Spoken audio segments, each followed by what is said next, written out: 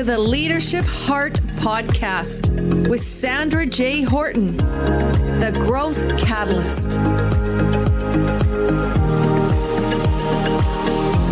Hello and welcome to the Leadership Heart Podcast. I am Sandra Horton, and I'm very excited that you're able to join us today. And I'm joined by an amazing woman, our guest, Lynda Sunshine West. Not only is she a podcaster, but she's just an extraordinary person. And you know, Lynda, I just want to do a little bit of introduction because on the Leadership Heart Podcast, we're really about heart and we're about leadership. And that's what you do. You really have gone through a lot in your life. And Lynda wanted to share a little bit of a story for me to kind of start us off, get us warmed up, get us ready to kind of move forward, and a little bit of an introduction to herself. For Lynda, she ran away at 5 years old and was gone for an entire week. She came back, though, riddled with fears, and in turn became a people pleaser. And at age 51, she decided to break through one fear every day for a year. And in doing so, she gained an absolute exorbitant amount of confidence to share her story. Her mission is to empower, I love this piece, 5 million women to write their stories to make a greater impact on this planet. Lynda Sunshine West is the founder and CEO of Action Takers Publishing, a celebrity best-selling book publishing expert. She's a speaker 38 times. Woo! #1 international best-selling author and a former contributing writer at Entrepreneur Magazine. She's a senior level executive contributing writer at Brains Magazine and an executive film producer. Wow, welcome and thank you for joining the Leadership Heart Podcast. Thanks so much for having me, Sandra. And hearing you read my bio was the most exciting I've ever been because you slowed down and you really emphasized. So it made me really kind of think about some of the things I've done in my life and how cool it's been and how much fun it's been, you know? I love that. And you know, it's interesting because you have your own podcast, you interview so many different people. It really is a moment to celebrate when you are open to receive that, to really feel what others, when we take that moment of just stopping and reflection. And I want to dive in because in the Leadership Heart Podcast, we love to kind of dig into self-discovery and how you've gone through change and how you're now making sustainable change. Because we know that is the journey that most people go through in their own awakening to their leadership story. But we all start somewhere. So you shared that at 5 years old, 5 years old, you chose to run away. What would have spurred on that little girl at 5 years old? And how has that led to who you are as a woman today? That's a big moment at such a young age. Yeah, it's interesting you asked that question in that way because I was sitting with Les Brown one day and we were talking about my story. And he was asking me all these questions. And that question came up. Why'd you run away at 5 years old? And I said, well, I just got tired of the situation. I wanted to run away. He goes, no. You were probably tired of the situation for 5 years.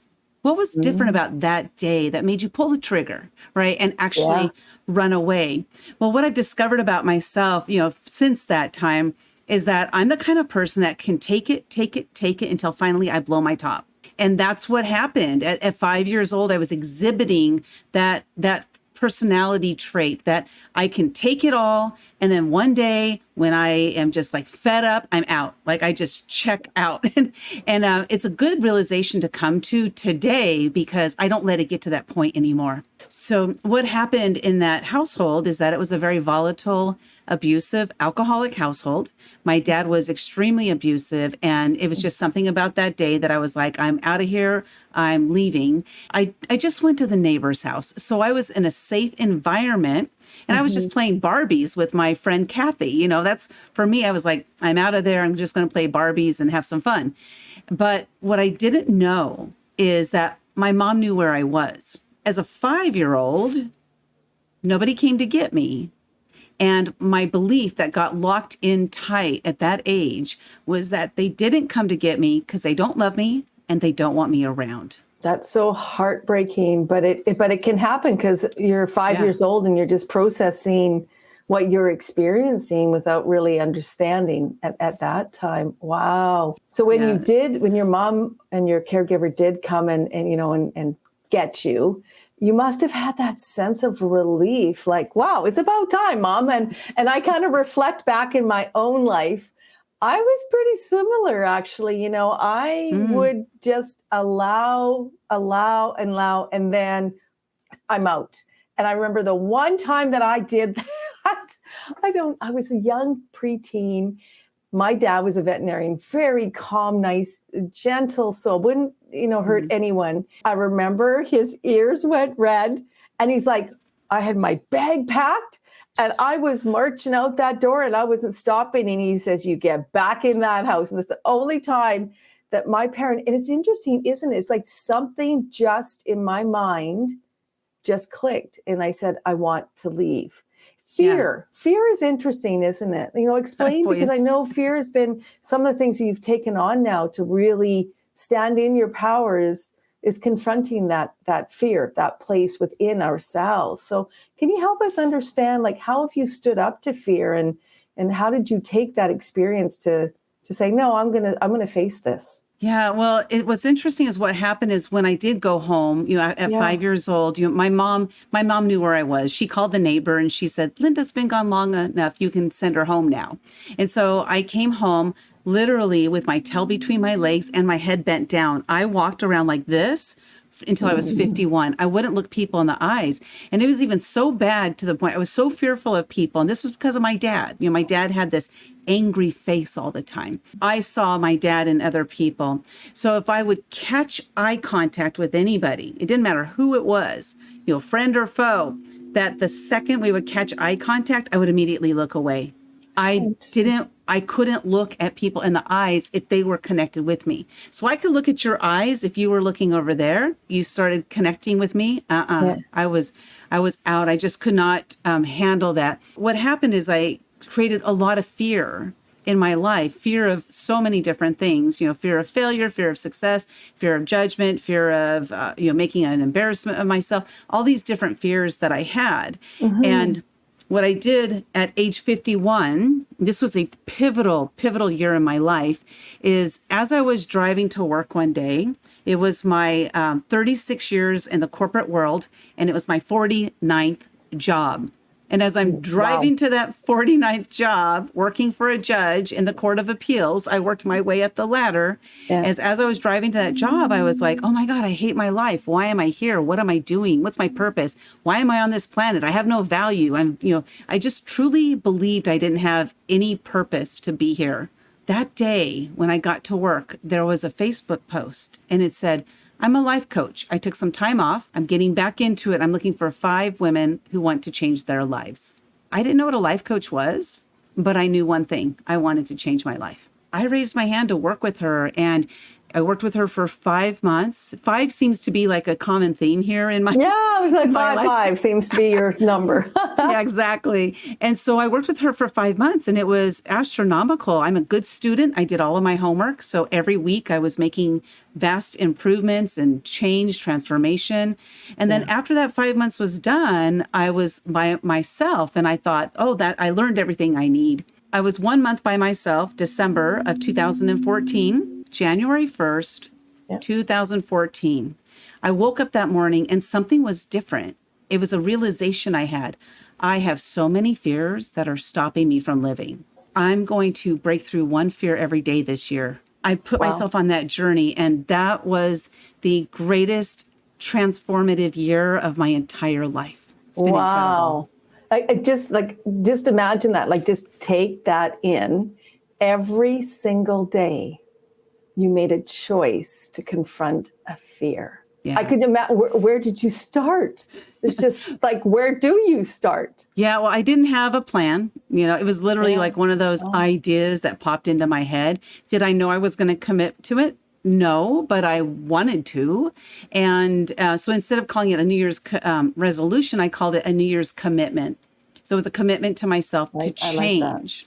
Yeah. Yeah, because I break every New Year's resolution I ever set. So I Right? knew I couldn't So call true. it that, right?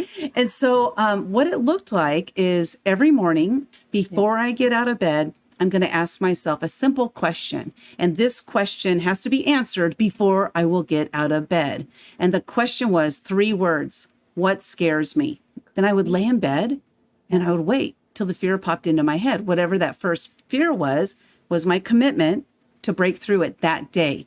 So sometimes the fear was like, boom, there it is, as if I was dreaming about it, waiting for me to ask that question. Other days it took 10 or 15 minutes, but I still waited. I didn't do anything until I knew what fear I was going to tackle that day. And I did that 365 days in a row. My life started just transforming like crazy. The people that I met, like when I mentioned Les Brown earlier, that was during that year. I met so many different, people who have helped me to discover who I am so that I could start showing up authentically, so that I could, start to believe in myself. And this journey was, I believe, 100% necessary for me to become who I am, because I didn't believe who I was. That's powerful. We're just going to anchor in on that just for a moment, because I think for many people, even that self-awareness and that understanding in that statement is transformative, because we tell ourselves so many different types of stories where we have come from. And it's interesting. So in this moment, I really want to kind of dig into this, because I think this is really powerful for people, is you're open. What I'm hearing is you're open to this possibility, this fear, whatever it's going to be is going to percolate out, and you're going to go and tackle it. So what did you do if in that moment, okay, I'm going to say tackle, people would reject you as an example, because that tends to be something that's pretty similar for many people out there. Could have been rejected by a boyfriend, parent, whatever it is. What happened, and how did you confront that moment where there may have been hesitation? You're like, okay, I'm going to do this, but then you're taking that step, you're about to take the step, and then you may feel something. What did you do to help yourself to actually do it? Yeah, so that happened every day, by the way, every single day that happened that whole year. I've gotten a lot better about fears, today, because I still experience fear, because we're all, I'm human. At the beginning, it was different. I had a different journey at the beginning between then and the 365th day. So I started adopting different techniques that would help me break through those fears. And yes, many of my fears were somewhat similar. I should say many of my fears had an underlying theme, right? But I didn't realize that until I was about 6 months into it. When I asked myself, what's the common theme of these fears? And I realized that the fear of failure is not the fear of failure. The fear of success is not the fear of success. The fear of meeting people is not the fear of meeting. The fear of speaking on stage is not that fear. They're all the fear of judgment. What will they think if? What will they think if? Right? That one phrase right there. So if we can rid ourselves of one fear, the fear of judgment, all those other fears disappear. And so as I was making my way through this year, I started coming up with different, techniques to help me. And one of those was to see myself through the eyes of others. For others, see the real you. This was a quote that I came up with that year. And so I started tapping into those people who see me in a good way. I spent decades beating myself up. I spent decades believing all the negative things that were said about me. If I can believe those negative things, I can believe those positive things. So that was what I started doing, is if somebody would say, oh my gosh, you're so smart, you're so brave, you're so kind, you're so nice, you're a pioneer, which was what somebody called me one day. I was like, wow, that's awesome. That's cool. You're a trailblazer, you're fearless. All those good things, I would tap into that positivity rather than the negativity that I had tapped into. So that was one of the techniques that I started to incorporate. And then I also came up with, I'll share this quickly. It's the 7 simple steps to break through fear every single time. Awesome. Thank you for sharing this. It's going to be exciting. Yeah, Write these down, everybody. Write them down. Yeah, write these down. And it's going to be the same phrase, just different time frames, and I'll share with you why. So what happens when we're experiencing fear is that this little thing in the back of our head called the amygdala, it is tapping in, it's trying to make us safe. It's trying to keep us safe. If I broke through a fear today, that a year from now, I'm glad I broke through that fear. So if a year from now, I'm going to be glad I broke through that fear, what can I do to make it so that I do break through that fear? So I can be glad I broke through it. And so I came up with this terminology, and that's, you say this, if I break through this fear, so we'll use the example you said, talking to a stranger. Yep. If I talk to a stranger today, will this adversely affect my life 1 year from today? So if I break through this fear right now or today, will it adversely affect my life 1 year from today? And the reason we go 1 year out is because your answer is going to be no. Undoubtedly, it's got to be no. So if I talk to a stranger today, will it adversely affect my life 6 months from today? 6 months from today, most likely not. And so the word adversely is important here too. If I break through this fear today, will it adversely affect my life 1 month from today? 1 month from today, probably not. Adversely is important because if you say, if I break through this fear, will it affect my life 1 year from today? It can, in a positive way. This is why we throw in the word adversely. So now we go to 1 week. If I break through this fear right now, will it adversely affect my life 1 week from today? And the reason we're stepping down and the reason you ask the full question every single time is because when you ask yourself a question, your brain searches for the answer. Yep. So what's happening is we're moving from an emotional state, like our body's in flux, we're experiencing anxiety. Now I'm moving into logic. Because logic, it makes it easier for us to go through things, through fears. So we just kind of keep breaking it down. You go 1 year, 1 month, 1 week, 1 day, 1 hour, 1 minute, right now. This is the kind of like the progression that you go through. It breaks it down to the point where you're like, you know what? I can do this. I can do this. If it will adversely affect your life in a week, then you say, but it's not going to in a month. So I might as well go do this. I love this. This is so awesome. I just want to remind everyone, make sure you write that down, then ask yourself at the end of this show, go through this whole process. And I think that's the directed, the intentional questions that is very important, just as a reminder, because this is important stuff to do for sure. And you may be sitting there thinking like, oh, I can't get interviewed on a podcast. Like I could never do that, or I could never start my own podcast, or I could never speak on stage. Yes, you can. You're limiting yourself. And that's one thing I realized is I was letting my fears control my actions. One I want to share with you is that I realized as I looked through the whole year, I said, wow, probably 99% of my fears, the result was that I was proud of myself. I was glad I did it. I met somebody I wouldn't have met, and a door was opened that I didn't even know was closed. Because when we're in fear, we're like this, we can't see what's in front of us. And so if that's the case, 99% of the time, I have to break through my fears. I want to be proud of myself. I want to meet new people that can open up doors that I didn't know were closed. So I came up with this new mantra, and that's to do it because you're scared. I wrote a book called Do It Because You're Scared, because what's happening is you're now empowering yourself with your fear. You're not saying 5, 4, 3, 2, 1, go do it. But if you say, oh, that's fear, I'm going to do this because I'm scared. Now you've empowered yourself with your fear and you move forward.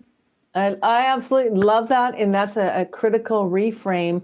And what I also really appreciate about what you're sharing, Lynda, is that you've lived this experience, because many people will talk about, oh, do this, do that. But you've lived this, you've made a conscious decision. Yeah. You've reprogrammed your unconscious mind, shifting it from the back, from the amygdala hijacks, like our emotional hijacks, into the front of our actual logical brain, so we can look at things and then make choice to self-lead. And I think that's so beautifully powerful. So in this moments of this awakening, you're gaining confidence and you're like, I can do this. Fear is not, it's an enabler. It's going to help me move and kind of get past that inertia. what and how did this beautiful publishing world come up? Because your story is very powerful. Many people I know will resonate with this, with being perhaps locked with fear or having grown up with trauma and maybe be challenged to be in more of a fixed mindset, not open to say, hey, I could do things differently. So how did you get into publishing to help people share their stories like your story? I'm going to jump. This is a little bit of a jump, but I think it's important because I want to make sure we have enough time to really understand this, because to share your voice is so powerful. How did it happen to you? Like, I'm always interested. Yeah, it happened to me because this was not planned at all. It was never a imagined thing for me ever. I want to share one acronym with your audience though before I go to this. And I created my own acronym for the word fear because there's a saying that false evidence appearing real. I was brushing my teeth like 6 months into breaking through all these fears. And I'm like, false evidence? There's nothing false about my fears. There's no evidence of anything. And they don't appear real because they are real to me. And so I came up with my own acronym, and that's that faith erases anxious reactions. Fear. Oh, I love that. Faith erases anxious reactions, because you can't have fear and faith at the same time. So if our fear is strong, this means our faith is weak. We got to change that. We have to have faith in ourselves, faith in our mentors and coaches that will support us, faith in who we believe in. I believe in God, so that's my higher power, faith in our higher power. And we have to grab hold of that so we can break through that fear. I love that. And thank you for kind of closing that loop on that piece about fear, because it's interesting what fear will do and perhaps guide you. And your reframe is very, very important, because people can get control and make choice and not be victims or dependent on not knowing and just reacting. Yeah, I think an important quote that I think it was Henry Ford that said, whether you think you can or think you can't, you're right. And I remember when I used to hear that, I used to be an extremely negative person, by the way. And so when I would hear that, I'd be like, what? He doesn't know what he's talking. I'm like, Henry Ford doesn't know what he's talking about, who am I? But I realized he was right. Every time I would say can't, I had to reframe that and turn that into I can, I got this. I know I can do this, and tap into those people. So switching to the publishing, I call myself the accidental publisher because I was never a reader and never a writer. The only time I ever read anything was when I was in school and it was required reading, or when I was starting a new job. And with 49 jobs, I started a lot of new jobs. And I had an employee manual I had to read. It was like I was forced to read. And so when I started this personal development journey working with that life coach, she suggested I read a book. And I read the book, and I just could not put it down. It was a personal development book. I could not put that thing down. And then I found myself just starting to crave those personal development books. And I really, I dove right into them, highlighting them and marking them and writing notes. I did it all. And I just learned, so much through that. And I grew so much through that. So in 2015, I'm breaking through a fear every single day. And then my mentor was putting together a collaboration book called Footsteps of the Fearless. Oh, I love that. Yeah. It's a great book. Oh my gosh. Yeah. And he's like, you're breaking through a fear every day for a year. You should be in this book. And so I went ahead and joined that book, Footsteps of the Fearless. And what I loved about it is I didn't have to write anything, because they had a ghostwriter who wrote everything. It was an awesome experience. And then after that was done, I broke through all those fears, and he looked at me, my mentor looked at me, and he says, that's awesome that you broke through a fear every day for a year, but what are you going to do about it? And I'm like, I think that's plenty. I don't need to do any more. He goes, you need to write a book. And I was like, who wants to read my story? I don't have anything important to share. I don't have anything of value. Why would anybody read my book? I'm nobody. And he said, there's somebody out there who needs your message. There's somebody out there who is experiencing fear and needs to know that they can make it through that. So I ended up writing that book. It took me a year and a half to write it. I started it and remember, I was not a writer. So I started it over and over and over again. And then I met a book coach, and she taught me how to start it and finish it. And I finished it in a week after that. I didn't have any structure. She gave me structure around it, and now I was able to finish. So I published that book, The Year of Fears. And then after that, I was like, I was in a book. I wrote a book. What's my next natural state of progression? I followed in my mentor's footsteps and I said, I'm going to put together a collaboration book. I'm going to reach out to some people I know and see if they're interested.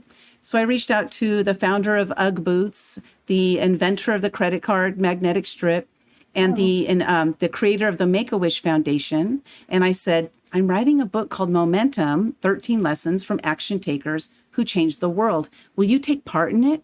And all three of them said yes. So that was my, now I got to do it. That's like, oh no, I'm okay. This is good. You're courageous. You get out there, you reach out to these people and they're like, yeah, of course I'm going to do this. Now what? That was really my now what. And so I embarked on that journey of filling that book. I didn't know what I was doing. I ended up losing money on the whole thing, but I had so much fun doing that process. I said, I'm going to do it again. So I did it with 2 more books, filled those 2 books, got them published. At that time, I was still, I was an entrepreneur trying to figure out, where do I belong? I was just doing the books for fun. That's all it was. I launched those 2 books 8 days apart. It was August of 2021. And they both hit #1 international bestseller status in under 5 hours. I looked at that and I said, this is it. This is my thing. I love it. I know what I'm doing. I'm damn good at this and I can make money at this. And so I literally called, I was running a women's mastermind for 6 years. And I called all of my clients and I said, Monday is our last session. I'm going to refund you any money I owe you. I am now a book publisher. Like I knew I had to focus solely on that. That's it. You made that decision. Just like when you were little, you made that decision, you just kind of bubbled up and said, okay, I'm doing this. Obviously with a lot of foresight and, you know, you're a great thinker and you've been working in that different field. So I think that's important for people to understand. And you're in a strength place. Like you're obviously are very gifted. You make this leap of faith, this next, okay, I'm going to just stop this.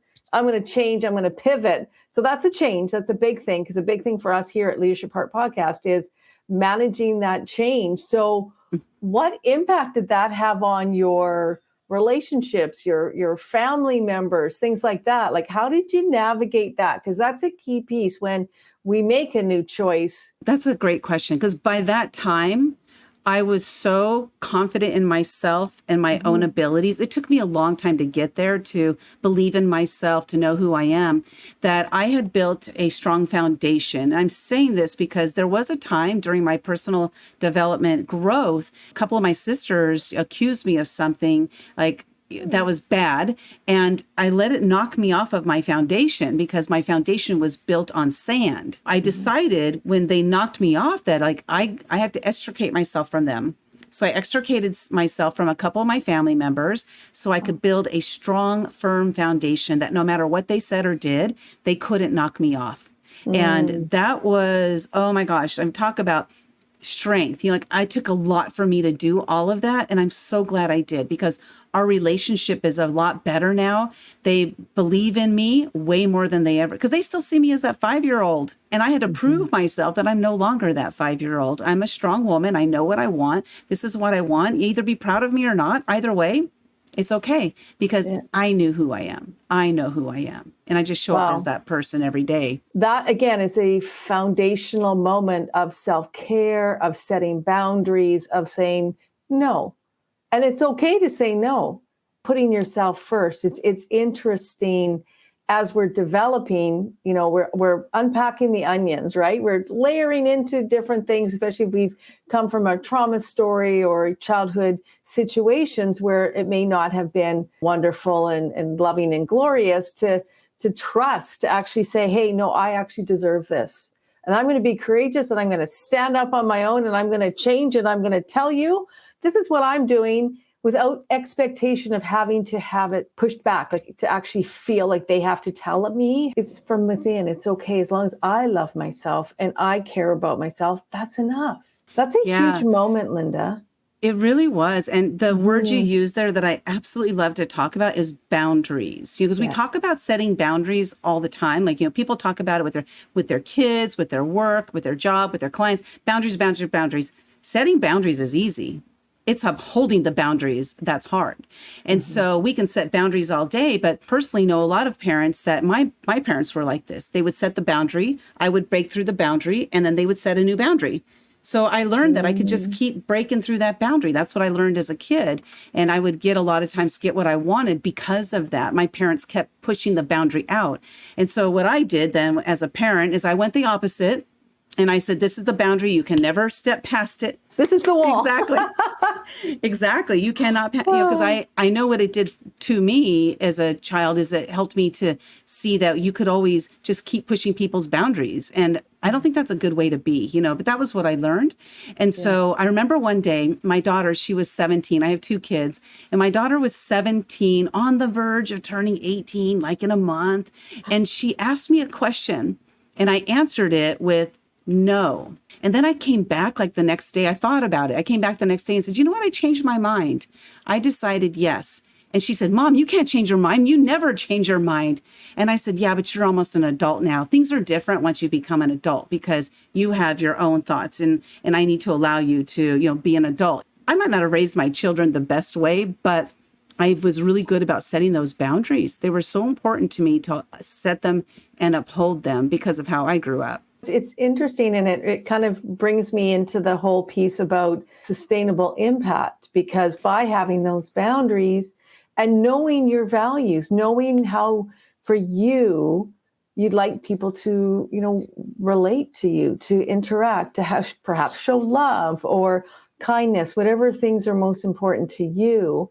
In that moment with your daughter, do you feel like you have even a greater closeness now by being that flexible and giving her that new kind of perspective that, hey, actually, you do have the right to have a voice? It's almost like she stepped into her adulthood almost, because she came back saying, well, no, Mom, you said this, but actually you said, well, actually you do have a voice and you can make your own decisions. Like, that's pretty powerful, that moment. Yeah, it's because as I remember it today, and that was, a couple, 20 something years ago. Wow. And I just thinking about how, our relationship, because you asked the question, the relationship, we had a somewhat strained relationship her whole childhood, leading up until she's almost 40 now, and leading up to her being. You don't look like you have a 40. No. Oh, thank you. Yeah.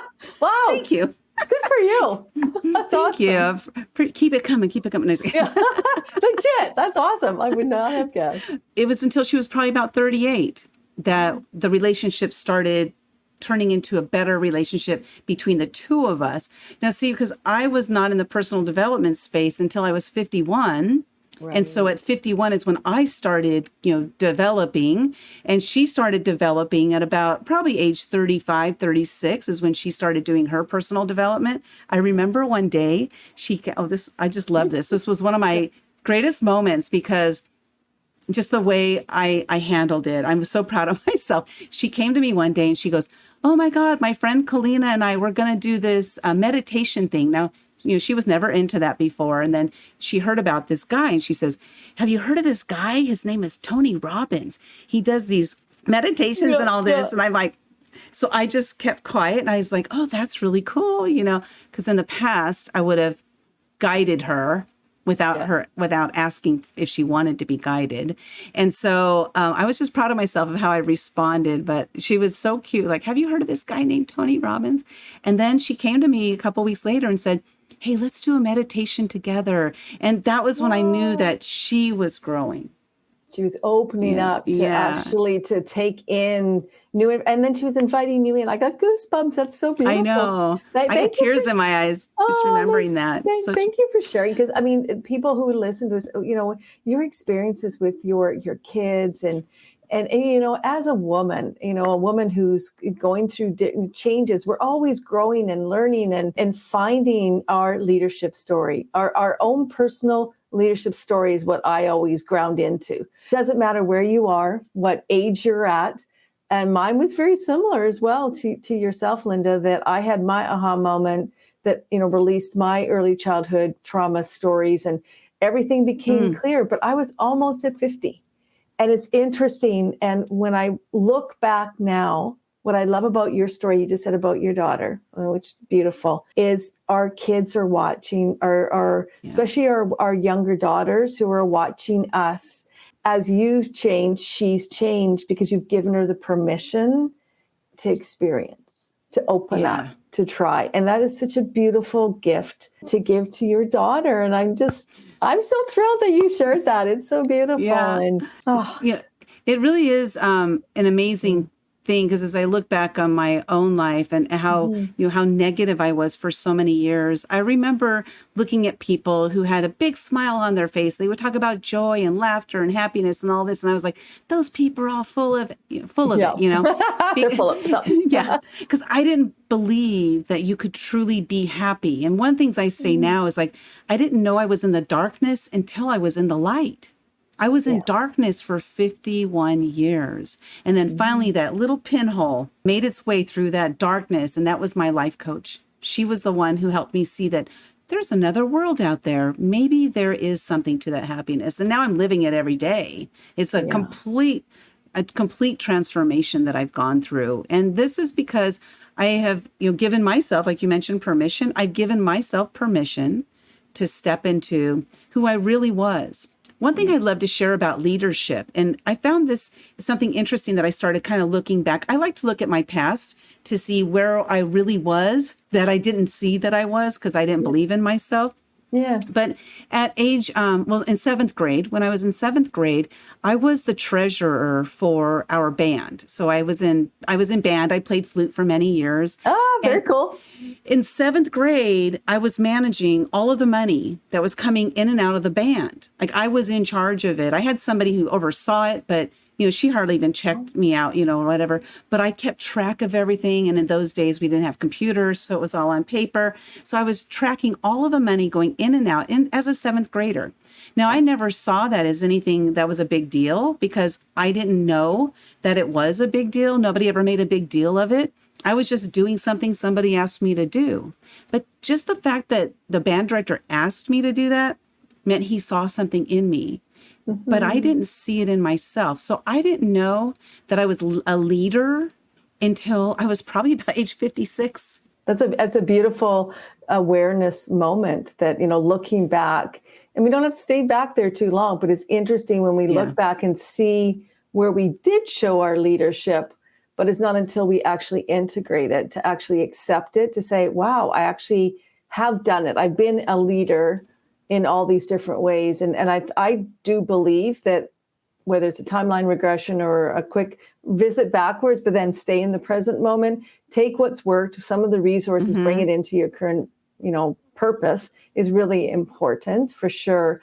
So as we kind of work through and we're growing and you're, developing, you're helping people find their voice and to share it in all the great books that you're doing. What is you said about 5 million. That's your hairy, audacious goal. Yep. But what is next for you? Because I want people to make sure they connect with you, that they can tap into all that you're doing. Like, what is your next big, wonderful thing that you're kind of working on beyond? It could be just the books or it could be something else. Like, what is the big thing you're kind of, I'm excited about this. As mentioned earlier, I quit doing everything I was doing to focus full time into book publishing. And I'm finding that this has been one of the greatest moves I've ever made in my life because everything started falling into place. Those first 22 months, we published 25 #1 international best-selling books. So we were able to take all of my skills that I learned on all those 49 jobs, being able to put it all into systems that work. And now that when you have systems in place, then you're able to expand, right? So here's what we're working on now. And there's two major things that I'm working on. One is working with community leaders, people who have a community under them that they would like to showcase their community in their own book. So if you have an idea for a collaboration book that you would like to bring your people into, we invite you to do that. We do this with a lot of people. And this is kind of our specialty, is the collaboration space. Everybody writes just one chapter. You're not in charge of anything. We do all the work. So this is one of my favorite things. The second thing is I had this idea one day and I said, I think I want to start working with celebrities. But how am I going to work with celebrities? I've met several, during my journey, but I haven't really made, great friendships or relationships with them. I've just met them. I asked myself, how can I get myself in front of a group of celebrities so that I can possibly, or eventually, I say possibly, eventually work with them. And so I started doing these gifting suites where when you go to celebrities, when they go to events like the Grammys or the Emmys and things like this, they get gifts from people. Well, I'm one of those gifts, not me, but the books. I love that. You'd be a great gift anyways. Thank you.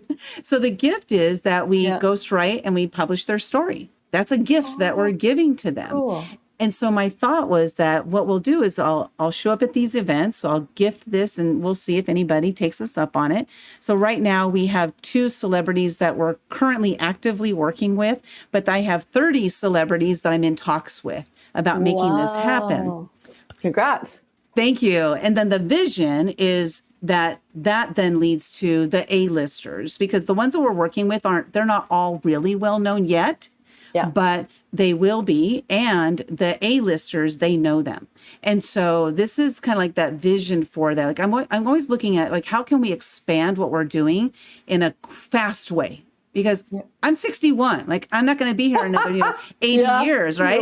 I can relate to that. So I got to get on the fast track. How can I get on that fast track? And here's the thing, Sandra. If I had come up with these ideas 10 years ago, I never would have done them because my fear would have stopped me. But now I was like, okay, this is an idea. Let's go do it. And let's just go make it happen. We have to put ourselves in the room where those people are. Those people that are going to move the needle for us.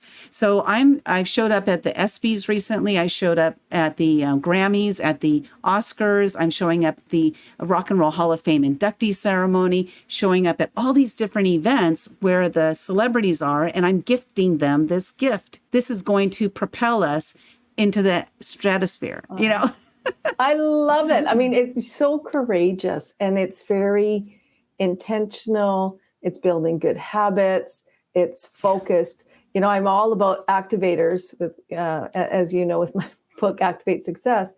You really are an activator because you're putting yourself in a place of opportunity. I would ask my viewers, are you doing that? And how are you doing that? And get the courage and just do it. Like what Lynda's been sharing throughout this wonderful podcast, because you've demonstrated it. You are being it, you're doing it, and you're having it. As we know through Napoleon Hill and all that great work, we have to do the work. We have to go and do this. We have to know ourselves, then go and do it. And I think that's so powerful. So is there any kind of closing thoughts, remarks that you like to share with my audience about this? Because you've offered so much value and your stories are so authentic and very inspirational. So is there any last kind of remarks you'd like to share? Yes. One last thing. I pulled out my notes for this because I wanted to make sure I said this right. One thing is because you mentioned about the activator and putting yourself into the place that those people are that you want to connect with, that are going to help you for that growth, faster growth, if that's what you're looking for. So the thing is, we have to decide. We have to decide. And this is my definition of decide, my acronym, is you determine what you want to do or determine who you want to connect with. You have to determine that. And then you educate yourself on what do I need to do to get there? What are the steps I need to take in order to be in front of those people? And then you collaborate. You're going to collaborate with others. Those who are achieving the success that you want, collaborate with those people so that you can achieve that success faster. And again, this is all about if you want to do it faster. If you don't want to do it fast, that's okay. Keep doing what you're doing. But then the next one is to imagine yourself in front of those people, in front of those, doing those things that you want to do. And then the D is to devote yourself to it. You have to make a devotion that I'm going to devote myself to this success that I truly, truly want. And then next is E, empower yourself with the tools that you need in order to make it happen. And part of that is taking action. You have to take action. Nothing happens without action. You can hope, dream, pray, desire, manifest, pray for anything you want in life. But if it's staring you in the face and you don't take action, nothing will happen. Mic drop. There you go. I love it. Thank you so much. What a great opportunity to share. Thank you for your incredible value. And at the Leadership Heart Podcast, really do hit that replay button, because this is going to come out on Spotify, Apple, all those lovely, beautiful places that you can get this wonderful podcast. And do check out Lynda Sunshine West. What website should people go to, or Facebook, where they can connect with you? actiontakerspublishing.com. That's our website. We're there on all the socials, and we have a YouTube channel as well. And then I'm also as Lynda Sunshine West, Lynda Sunshine West, on all the socials. Thank you so much, Sandra. This is awesome. I love your questions. They're great. Oh, thank you so much. And, you have to come, as we always say, from the heart space. We can be in our mind, but we need to connect heart, mind to a higher calling and consciousness, whatever that is. Follow and then take action. Those are the greatest gifts we can give ourselves through self-discovery, change readiness, and sustainable impact. And doing so, you will absolutely have an amazing, glorious life. So thank you so much, Lynda. I'm going to put our outro on, and I'll get you on below in just a moment. Thank you. Thank you.